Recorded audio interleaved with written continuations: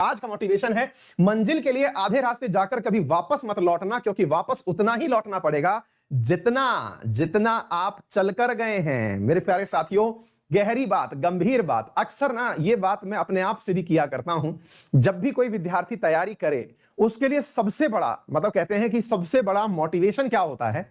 आप में से बहुत सारे विद्यार्थी उन लाइनों को कई बार कई जगह कोट भी करते होंगे, और वास्तविकता भी है ये कि जब भी आपको पढ़ाई करते करते अचानक ये लगने लगे कि पता नहीं मेरा सिलेक्शन होगा या नहीं, निराशा के बादल छाने लगे, आपको लगने लगे कि यार अभी तो एग्जाम की कोई डेट भी नहीं आई है, आजकल एग्जाम्स का पता भी नहीं चल रहा है, समझ में नहीं आ रहा है कि कुछ होगा या नहीं होगा, तो उस समय जब आपको इतनी कठिनाइयां सताने लगे, तो बस थोड़ी देर के लिए अपने साथ बैठिएगा और बैठ करके खुद से एक सवाल करिएगा कि यह यात्रा शुरू क्यों की थी। दोबारा सुन लीजिए मेरे प्यारे साथियों, बहुत ही गहरा और गंभीर प्रश्न है। मैं अक्सर 3 चीजें विद्यार्थियों को इस मोटिवेशन के दौरान बताता हूं। पहली मोटिवेशन यह देता हूं कि भैया सबसे पहले जब भी आपको कोई निराशा सताने लगे, तो उस दिन को याद करिएगा कि आपने इस तैयारी की शुरुआत करते समय क्या सोचा था। वो कौन सी वर्दी थी, वो कौन सी गाड़ी थी, वो किसका एटीट्यूड था जो आपको एकदम घायल कर गया कि बनना है तो अब यही बनना है। अब क्या हुआ कि आप उस सपने को छोड़ रहे हैं, नंबर 1।